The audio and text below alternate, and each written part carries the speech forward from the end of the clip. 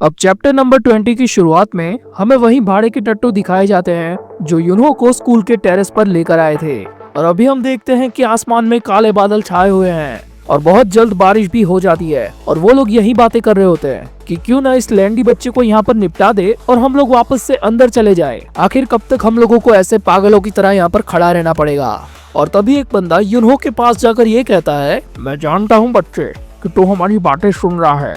और वो युनहो को घसीटकर उस टेरेस की रेलिंग के पास ले जाता है और बोलता है, हम यहाँ पर इतना ज्यादा परेशान हो रहे हैं और तू साले हमारी बातें सुन रहा है। और हमें ऑथर के द्वारा बताया जाता है कि युनहो बेचारे को ये पता ही नहीं है कि आखिर वो कैसी सिचुएशन में फंसा है, क्योंकि रेलिंग के पास आने के बाद उसे वही सारी चीजें याद आ रही होती है जो उसके साथ जोसेफ ने की थी। और इसी ट्रॉमा के चलते वो बेचारा वहीं पे उल्टी कर देता है। एक तो ये साला बारिश गिर रही है और ऊपर से ये भड़वंजी का उल्टी कर रहा है। लेकिन तभी हम देखते हैं कि उस टेरेस पर एंट्री मारता है छोटा यूजिन, जो ऑब्वियसली युनहो को यहाँ पर रेस्क्यू करने के लिए आया है। और यूजिन युनहो को देखकर यही कहता है कि जितना मैंने सुना था भाई, तू तो उससे भी ज्यादा गया गुजरा है, कतई खत्म किस्म का इंसान। और युनहो की हालत यहाँ पर काफी ज्यादा खराब होती है और वो यही सोच रहा होता है कि आखिर ये बच्चा कौन है। अरे चिंता मत करो बले भैया, मैं युनहो स्नैक शॉप का एक पुराना कस्टमर हूँ। लेकिन यूजिन को देखकर ये भाड़े के टट्टू इतना तो समझ गए होते हैं कि ये कोई आम बच्चा नहीं है बल्कि ये डेड मेंशन से है। लेकिन वो लोग आगे कुछ कर पाते उससे पहले ही यूजिन इन पर अटैक करके काफी स्पीड में निकल चुका होता है। और ये देखकर युनहो की फटी पड़ी होती है कि आखिर यहाँ पर ये क्या हुआ इतनी जल्दी। और वो देखता है कि एक बंदा अभी भी बचा हुआ है और वो इस छोटे यूजिन पर अटैक करने के लिए अपनी गन निकाल रहा होता है। और अभी भी यूजिन बिना डरे अपने से 5 गुना ज्यादा बड़े बंदों के सामने भिड़ रहा होता है। वो बच्चा वो अभी खतरे में है और वो शायद मुझे बचाने के लिए आया है, लेकिन वो गुंडा उसे गोली मार देगा। अब मैं क्या करूं? मेरे जैसा लूजर क्या ही कर सकता है। और हम देखते हैं कि उस बंदे ने यूजिन पर अपनी पिस्तौल तान दी होती है और एग्जैक्ट उसी मोमेंट पर यूजिन गलती से स्लिप हो जाता है, क्योंकि उसका एक पैर अभी भी इंजर्ड है जिस पर गोपनिक ने अटैक किया था। और उस बंदे के गोली चलाते ही हम देखते हैं कि युनहो ने उस बंदे को धक्का मार दिया होता है और यूजिन को बचाने के लिए वो उसके कान को काट लेता है। लेकिन तभी वो बंदा अपने पिस्तौल को युनहो के सर पे रख देता है, पर तभी यूजिन काफी स्पीड में आकर उस पिस्तौल को लात मार के उसे दूर फेंक देता है। और वो युनहो को कहता है कि तुम उतने भी ज्यादा यूजलेस नहीं हो जितना कि मैंने सोचा था। और यहाँ से सीन शिफ्ट होता है और हम देखते हैं स्कूल के पार्किंग में एक ब्लैक वान को, जिसके अंदर मैरी को होश आता है और उसके सामने होती है रेचल। तो तू जाग गई कुतिया, अगर तू मर भी जाती तो भी मुझे रत्ती भर फर्क नहीं पड़ता। और मैरी रेचल से यही पूछ रही होती है कि क्या मैं सच में हार गई और शॉन कहाँ है। हाँ, वो मुझे ये कहकर गया है कि वो कहीं पर अपनी जैकेट निकाल कर भूल गया है, लेकिन मुझे अच्छे से पता है कि वो असलियत में उस बूढ़ी औरत को ढूंढने के लिए गया है। तो अब से मैरी, यहाँ पर सवाल सिर्फ मैं ही पूछूंगी। हाँ, तो सरप्राइज मत होना, ये बस एक तरह का ट्रूथ सीरम है और अगर जानकारी निकालने के लिए मैंने तुमको इसके कुछ और शॉट्स दिए तो तुम यहीं पर निपट जाओगी। तो जवाब दे साली, आखिर तेरा प्लान क्या है? इसका जवाब तो मैं बिना इस सीरम के भी दे सकती हूँ रेचल, तो अपने कान खुले रख के सुन लो। मैं पूरे करंट डेड मेंशन को खत्म करना चाहती हूँ, और वो भी नॉल के साथ मिलकर। और ये नाम सुनकर रेचल वापस से शॉक हो जाती है। क्या नॉल जिंदा है? हाँ रेचल, वो जिंदा है और तुम्हारी काफी ज्यादा चिंता करता है। उसने ये कहा कि वो माफी चाहता है कि वो अचानक से वहाँ से चला गया, तुम्हारे माथे पर ये अजीब सा निशान देकर। मैं सही कह रही हूँ ना? डेड मेंशन का असली लेजेंड कोई और है जिसको तुम कब से छुपा रहे हो। वो नॉल अभी भी जिंदा है। और इतना सुनकर रेचल की फट चुकी होती है और यहाँ से सीन शिफ्ट होता है और हम देखते हैं शॉन को, और वो स्कूल की लॉबी में भगता हुआ युनहो की मॉम को ढूंढ रहा होता है और उसे वो मिल भी जाती है और वो बेचारी बेहोशी की हालत में युनहो का नाम ही पुकार रही होती है। वेल, शॉन अंदर जाने के लिए जल्दी से दरवाजा खोल ही रहा होता है, लेकिन तभी उसको कुछ पुराने पल याद आते हैं कि युनहो की माँ ने उसको आखिरी बार क्या कहा था और रेचल ने इन सारी चीजों के बारे में शॉन से क्या बोला था। और यही सोचकर वो उदासी से वहीं पर रुक जाता है। लेकिन तभी हम देखते हैं वहाँ पर यूजिन आया होता है और वो भी युनहो को रेस्क्यू करके। और शॉन को यहाँ पर देखकर युनहो भी काफी ज्यादा शॉक में होता है, लेकिन यहाँ तक आते आते यूजिन ने उसको शॉर्टकट में बता दिया होता है कि असल में जो पार्क शिहुन है वो असलियत में डेड मेंशन नाम की एक ऑर्गेनाइजेशन का लेजेंड है और तुम्हें और तुम्हारी मॉम को बचाने के लिए इसने काफी सारे गैंगस्टर्स और मर्सिनरीज को खत्म किया है। पार्क शिहुन या फिर शॉन, आखिर तुम हो कौन और ये सब अचानक से मेरी जिंदगी में क्या होने लगा है? क्या ये सब इसीलिए हुआ क्योंकि तुम हमारी लाइफ में हो? मुझे बताओ शिहुन, आखिर ये सब क्या चल रहा है? लेकिन तभी यूजिन देखता है कि युनहो की मॉम तो बेहोश होकर क्लासरूम में बैठी हुई है, तो वो उनको मदर मदर ऐसे चिल्लाकर उठा रहा होता है। और इसी बीच युनहो भी काफी जल्दी से अपनी मॉम के पास चला जाता है और तभी शॉन उस लॉबी की डार्कनेस के अंदर एक डरावने डार्क ऑरा को फील करता है। तो वो तुरंत ही यूजिन से कहता है, यूजिन जल्दी से युनहो और उसकी मॉम को सेफली यहाँ से बाहर निकालो और जाकर सीधा रेचल से मिलो। वो स्कूल के पार्किंग लॉट के अंदर है। और यूजिन शॉन से पूछता है कि क्या हो गया भाई, आराम से करते हैं ना, अभी तो ऑलरेडी हमने सब कुछ निपटा दिया है। युनहो, मैं तुम्हें सब कुछ अच्छे से समझाऊंगा, लेकिन अभी हमारे पास टाइम नहीं है। हो सके तो मुझे माफ कर देना, लेकिन अब इससे ज्यादा मैं तुम्हारे लिए और कुछ नहीं कर सकता। और युनहो यूजिन और अपनी मॉम के साथ शॉन को ये कहते हुए वहाँ से निकल लेता है कि पार्क शिहुन, तुम्हें सारी चीजें मुझे बतानी होगी। और उन लोगों के जाने के बाद शॉन पलटता है और कहता है, अब तुम बाहर आ सकते हो। मैं जानता हूँ कि तुम कब से वहाँ पर रुके हुए हो। और हम देखते हैं कि उस लॉबी की डार्कनेस में से एक पागल जानवर के ऑरा के साथ कोई बाहर आता है। वाह वाह, तू तो काफी ज्यादा सेंसिटिव निकला रे, पीले बालों वाला और बुरी आंखों वाला शॉन। क्या तू सच में लेजेंड है? क्योंकि मैंने सुना था कि ये लोग तुझे लेजेंड वगैरह कुछ ऐसा बोल रहे थे, लेकिन देखने में तू मुझे काफी ज्यादा लैंडी लग रहा है। अरे मैं तो ये सोच कर आया था कि तू काफी ज्यादा भयानक होगा। और शॉन उससे पूछता है, अबे साले आखिर तू है कौन? जैंग ह्योन, मेरा नाम है जैंग ह्योन। और यहाँ पर ये चैप्टर एंड हो जाता है। अब जिसने भी लुकिज्म की स्टोरी को फॉलो किया है और जो लोग ये जानते हैं, उनको कुछ हद तक ये पता चल गया होगा कि आखिर ये बच्चा कौन है जो इतने खतरनाक ऑरा के साथ उस डार्कनेस से बाहर आया। और जो लोग नहीं जानते उन्हें मैं बता देता हूँ कि पीटीजी के यूनिवर्स के इस अंडरवर्ल्ड में काफी सारे गैंग्स एग्जिस्ट करते हैं और उन्हीं में से एक गैंग होती है हॉस्टल गैंग। और उस गैंग का लीडर होता है एक साइकोपैथ ऑली वैंग, जिसने अपने ऑब्सेशन के चलते एक बच्चों की पूरी सेना बनाई होती है, जिनमें सारे बच्चों का नाम होता है एली जैंग।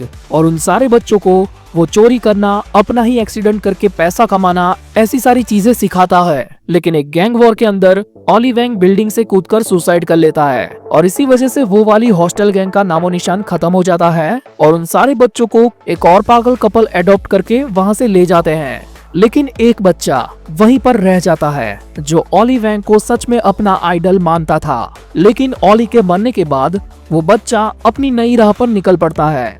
और अभी जो हमने जैंग ह्यूंग को देखा, वो वही बच्चा है जिसे साइकोपैथ ऑली वैंग ने बनाया है। एक जीता जागता जंगली जानवर जो सड़कों से उठ कर आया है, जो शायद से इस मानवा के अंदर और भी ज्यादा तबाही मचा सकता है।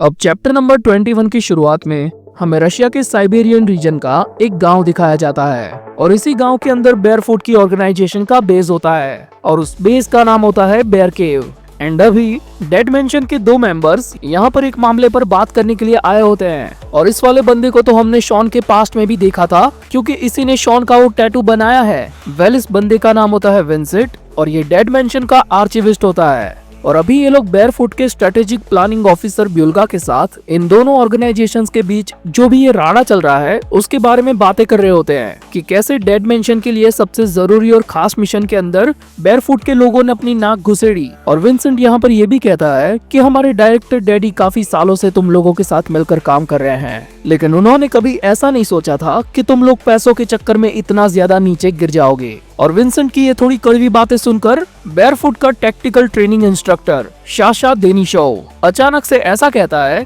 कि सालो, हमने कब तुम्हारे साथ ऐसा अलायंस बनाया है? हमको तुमसे कोई लेना देना नहीं है। Our business our our business, none of your business. Well, Vincent यहाँ पर उसे कहता है कि भाई ठंडा पाले, तुम सालो डेड मेंशन के सामने कुछ भी नहीं हो। तुम्हारा ये ऑर्गेनाइजेशन इसीलिए इतना फला फूला है क्योंकि हम तुम्हारे सबसे बड़े क्लाइंट है। हम तुमको वक्त वक्त पर काम देते हैं और वो हो जाने पर तुम्हारे मुंह पर पैसा फेंक कर मारते हैं। और अगर साले तुझे इस बात का प्रूफ चाहिए तो अपने नंबर 1 से पूछ ले। और हमें यहाँ पर दिखाया जाता है बेयरफुट का नंबर 1, जिसका नाम होता है इगोर। और वो इसी लफड़े को अपने तरीके से सुलटाने के लिए फ्लाइट में कहीं पे जा रहा होता है। वेल इस बेयर केव के अंदर मामला थोड़ा गर्मा गया होता है और फाइट होने ही वाली होती है, लेकिन तभी बेयरफुट के वो मेंबर्स ये नोटिस करते हैं कि इस पूरी जगह को सिल्वर थ्रेड से घेर लिया गया है। और इतना ही नहीं, उन लोगों के ऊपर पूरी डेड मेंशन के प्रोडक्ट्स की सेना लगी हुई है। और ब्यूल्गा कहता है, तुम लोग जानते हो ना कि ऐसा करना पाप है, तुम एक तरीके से इनको ऐसा बनाकर अब्यूज कर रहे हो।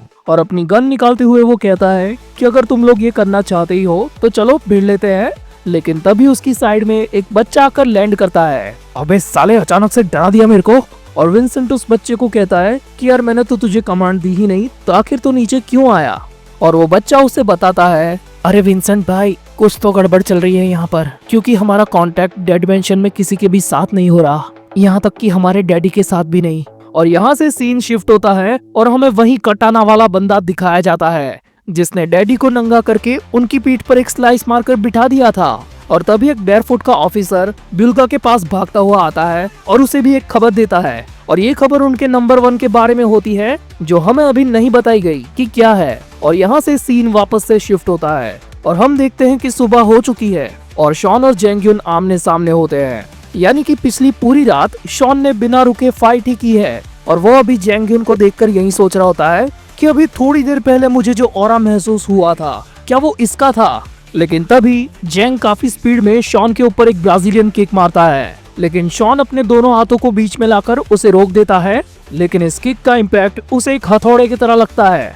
वाह, तू तो ब्लॉक करना भी जानता है। मैं तो यार बस तुझे यहाँ पर एक ही मुंह में सुलाने आया था। लेकिन तभी शॉन उस पर काफी तेजी से एक पंच मारता है, लेकिन जेंग उसका हाथ पकड़कर उसे आकिडो स्टाइल में घुमा देता है। और ये आकिडो उसने सीखा होगा एली जेंग से, और एली जेंग को ये आकिडो सिखाया था गन पार्क ने। मतलब यार लुकिज्म के साथ इसका कितना परफेक्ट कनेक्शन दिखाया गया है। वेल, अब इसी लॉबी के अंदर इन दोनों की घमासान फाइट चल रही होती है और जेंग शॉन पर लाते बजाते हुए उससे बोलता है, मैंने सुना था तू लेजेंड या मास्टरपीस तू जो भी है, लेकिन इसी वजह से मुझे तेरे साथ लड़ने की तलब थी, लेकिन तू तो मेरे बिग डैडी के लेवल का भी नहीं है। और बिग डैडी से इसका मतलब होता है ऑली वैंग। कहा था ना, वो भी पूरे हॉस्टल का बिग डैडी था। और शॉन ये सारी बातें सुनकर यही सोच रहा होता है कि आखिर ये कौन से डैडी की बात कर रहा है। अबे साले, अचानक से ऐसे बीच में आ गया और अभी मैरी की तरह बकबक करे जा रहा है। अबे लपड़ झंडेस, तू जानता भी है कि तेरे सामने कौन है? मैं डेड मेंशन का एक लेजेंडरी गुड चाइल्ड हूँ और तू मुझे अपने बूढ़े डैडी के साथ कंपेयर कर रहा है। ये चीज अब मुझे पसंद नहीं आई साले। और ऐसा बोलकर शॉन गुस्से में उसको खिड़की पर पटक देता है और हम देखते हैं कि खिड़की टूट गई होती है, लेकिन फिर भी वहाँ से आवाज आती है। वाह वाह, तूने तो सच में मुझे यहाँ से फेंक कर मारना चाहा। और हम देखते हैं कि जेंग वहीं पर पकड़ बनाकर बैठा हुआ है। तो तूने कहा डेड मेंशन का गुड चाइल्ड, लेकिन तू गुड बिल्कुल भी नहीं है साले। और जेंग काफी स्पीड के अंदर शॉन के मुंह पर एक स्लैम मारता है। हाँ, कभी कभार मेरा खुद पर काबू नहीं रहता, लेकिन जीरो ने मुझे कहा था कि इसकी बिना मार कटाई किए इसे यहाँ से ले जाना है। कहीं गलती से मैंने इसे मार तो नहीं दिया। और यहाँ से सीन शिफ्ट होता है वापस से पार्किंग लॉट में और हम देखते हैं मैरी को। इतना चौंकने की जरूरत नहीं है रेचल, तेरे पास अभी भी ऑफर है। अगर तू हमसे मिल गई तो तुझे काफी बेहतर ओहदा मिलेगा। और रेचल उसे कहती है, अबे साली अपना मुंह बंद रख, क्या तुझे जरा भी परवाह नहीं है कि मैं तुझे अभी भी मार सकती हूँ? तू यहाँ पर बची हुई इसीलिए है क्योंकि एक बड़ा इंसान यहाँ पर आ रहा है। वो यहाँ पर आकर तेरी और डिमिट्री की फैलाई हुई गंदगी को तुम लोगों के साथ ही साफ कर देगा। मतलब कि यहाँ पर बेयरफुट के उसी नंबर 1 की बात हो रही होती है जो फ्लाइट में बैठकर यहाँ पर आ रहा है।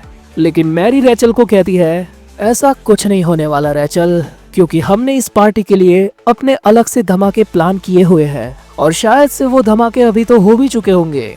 और तभी रेचल के ईयरपीस पर एक आवाज आती है, वो बेयरफुट का इगोर अभी समंदर में मिल चुका है। और वो आवाज मैरी को भी कहती है, माफ करना मैरी, थोड़ी सी देर हो गई बेटा। और रेचल फुल शॉक होती है। वेल, ये आवाज उसी नोल नाम के बंदे की होती है और इसी का दूसरा नाम है जीरो, जिसने बेयरफुट और डेड मेंशन इन दोनों बड़ी ऑर्गेनाइजेशन को कस लिया है। और वो कहता है, रेचल रेचल, आखिर मेरी बहना कैसी है? मेरे लिए तो काफी शर्म की बात है कि मैं तुमको जेल में मिलने नहीं आ पाया, क्योंकि माफ करना, मैं थोड़ा गलती से इधर उधर निकल गया था। और रेचल जीरो से पूछती है कि आखिर तुम डेड मेंशन के डैडी की लाइन से कैसे बात कर रहे हो? अरे बहना, ऐसा ना कहना, एक काम करो, तुम ही क्यों नहीं पूछ लेती उनसे हमारे शुगर दद्दू अभी मेरे सामने नंगे बैठे हुए हैं। और ये सुनकर मैरी की फट जाती है और मैरी जीरो से पूछती है कि आखिर तुम ये क्या कर रहे हो? तुमने ये वादा किया था कि तुम हमारे डैडी को कुछ नहीं करोगे। अरे मैरी मेरी छोटी चूही, क्या तुम अब तक समझ नहीं पाई? मेरा तो बस एक ही गोल था, डेड मैंशन को डिस्ट्रॉय करना। तो इस हिसाब से तुम लोगों के डैडी की बजाना तो बनता ही है, लेकिन इसके लिए तुम्हारा बहुत बहुत शुक्रिया मैरी, क्योंकि तुमने इन गधों को बेयरफुट के पीछे उलझा रखा और पीछे से मैं अपना काम करता गया।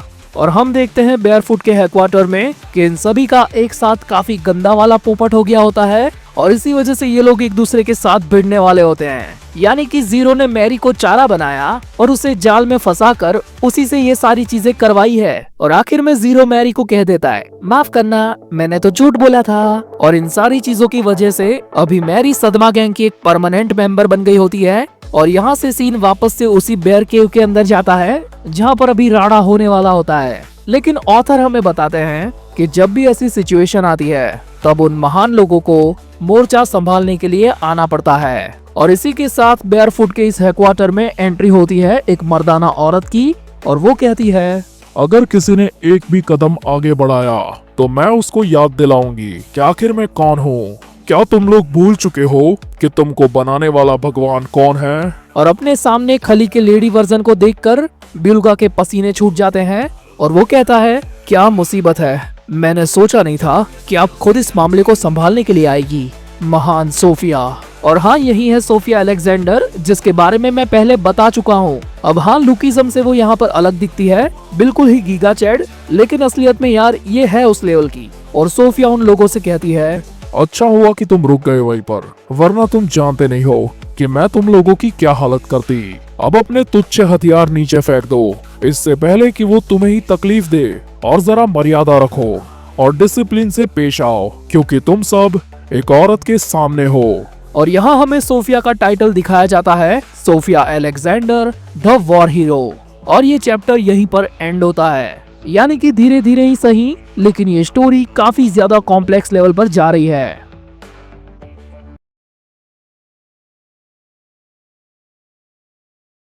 वेल, चैप्टर नंबर 22 की शुरुआत में हम देखते हैं कि सोफिया बेयरफुट के बेस में पहुंच चुकी है।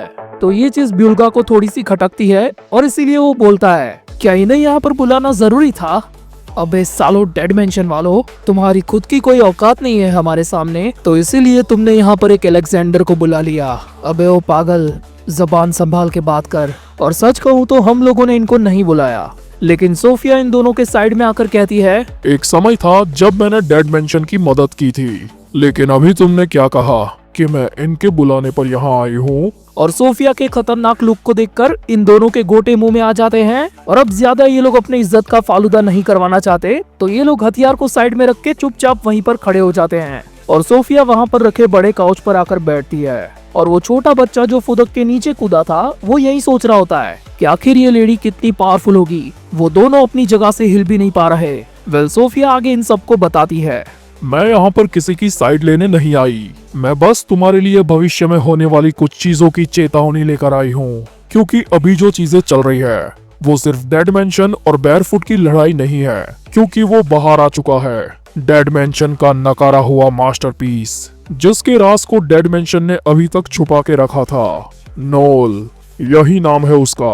और ये नाम सुनते ही उस हेडक्वार्टर के अंदर जितने भी लोग थे वो सब कुछ सेकंड्स के लिए सुन्न पड़ जाते हैं। वेल, यहाँ से सीन शिफ्ट होता है और हमें दिखाई जाती है शॉन की स्कूल, जहाँ पर शॉन को जेंग ह्यून ने काफी गंदा स्लैम मारा होता है। लेकिन इससे भी शॉन को कुछ नहीं हुआ होता। वो उल्टा जेंग से यही पूछ रहा होता है, आखिर वो जीरो कौन है साले, और वो क्यों मुझे यहाँ से ले जाना चाहता है? ओह, तो तू जानना चाहता है? तो एक काम कर, मुझसे हार मान ले और मेरे साथ चल। मैं बस तुझे अभी इतना ही बता सकता हूँ। लेकिन इसी बात के बीच शॉन जेंग के हाथ को काट लेता है। और इस पैनल को ध्यान से देखने पर हमें ये पता चलता है कि जेंग ने अपने हाथों में जो बैंड को बांधा है वो ऑली वैंग का ही हेडबैंड है, जिसके साथ जेंग ने अपने सफर की शुरुआत की थी। तो उस बैंड को बचाने के लिए जेंग अपना हाथ काफी तेजी से पीछे खींचता है, लेकिन उसे ये पता चलता है कि वो बैंड तो शॉन के पास ही रह गया। एंड शॉन थूकते हुए यही बोलता है कि छी, क्या खा लिया मैंने, तू यार क्या पहन के घूमता है, मेरे मुंह के अंदर आ गया ये।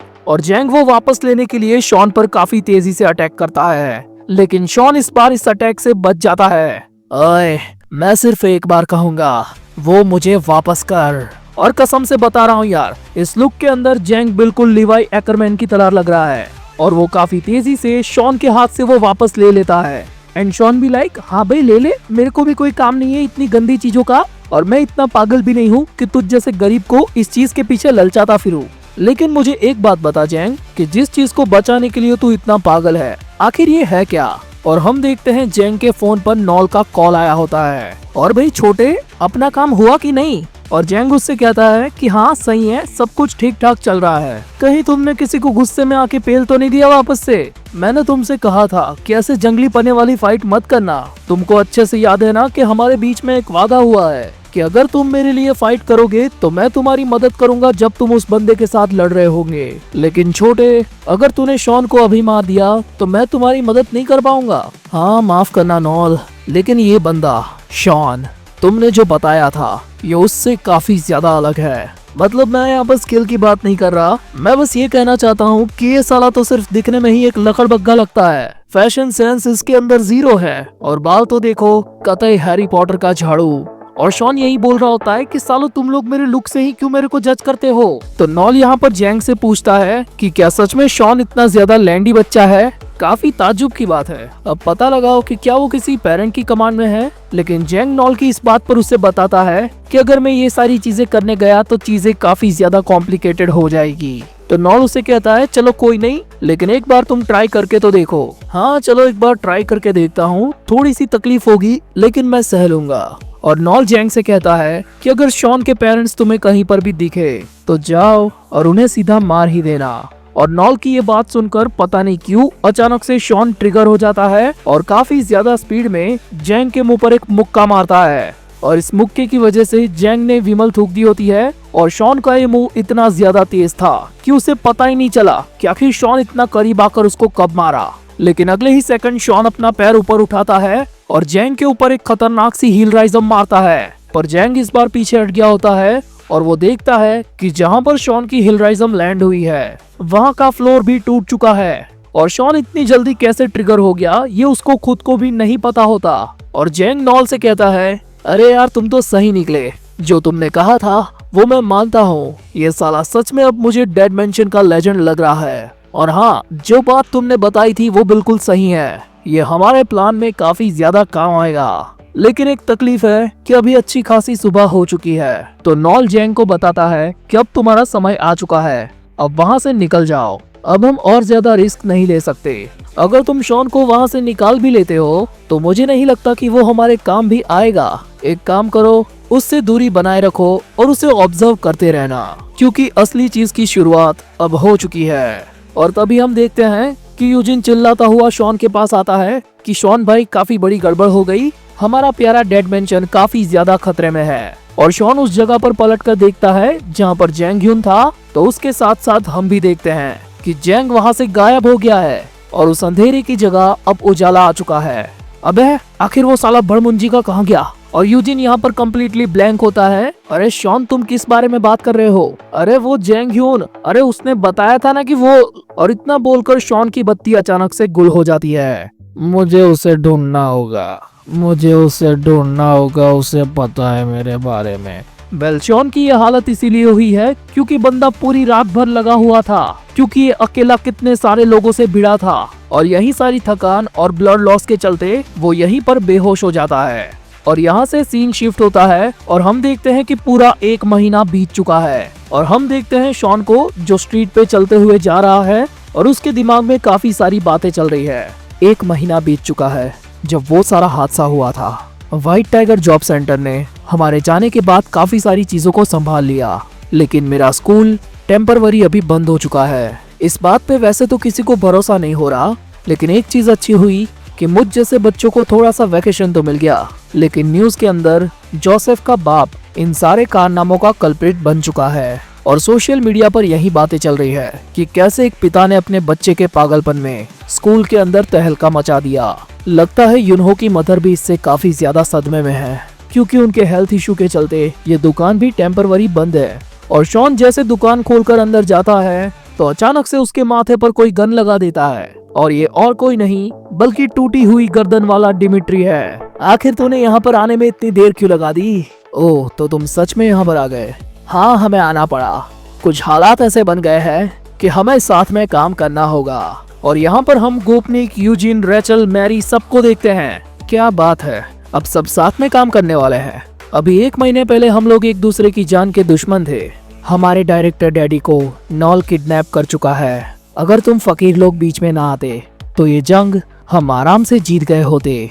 लेकिन यूरी मैरी के सर पे बैट रगड़ते हुए ये कहता है, अबे साली, हम सब बर्बाद हुए हैं इस गधे की बच्चे की वजह से। शुक्र बना साली कि मैं तुझे मान नहीं रहा क्योंकि तू बंधी हुई है, वरना अभी तेरा भेजा खोल देता मैं।